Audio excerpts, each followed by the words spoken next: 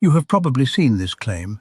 Some people are sympathetic dominant, others parasympathetic, and knowing which type someone is supposedly reveals what they should eat and how to live. It is not entirely invented. In 1910, two Viennese physicians, Hans Eppinger and Leo Hess, proposed that people are constitutionally tilted toward one branch or the other. They called these states Vagotonia and sympathicotonia, diagnosed them by injecting pilocarpine or adrenaline, and predicted that each constitution would break down into different illnesses later in life. Western medicine abandoned the idea.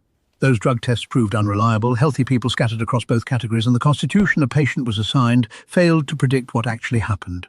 The label survived anyway, moving into wellness marketing, metabolic typing diets and supplement sales, where a questionnaire assigns your branch and something is waiting on the other side.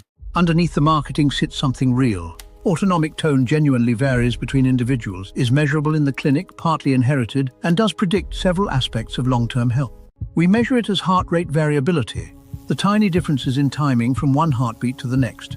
Higher variability generally means a stronger parasympathetic break through your vagus. That matters because the same prefrontal circuits which restrain impulses also drive this vagal break. People with higher resting variability tend to show better attention, emotional control, and recovery. Reactivity differs too. Faced with identical stress, some bodies mount larger far cardiovascular responses than others. And diagnoses are than personalities. Baroreflex, failure, and the sympathetic overdrive that steadily worsens established heart failure. Here is the flaw. Tone sits on a continuum rather than in two boxes, and it shifts constantly with sleep, fitness, alcohol, infection, and yesterday's training load.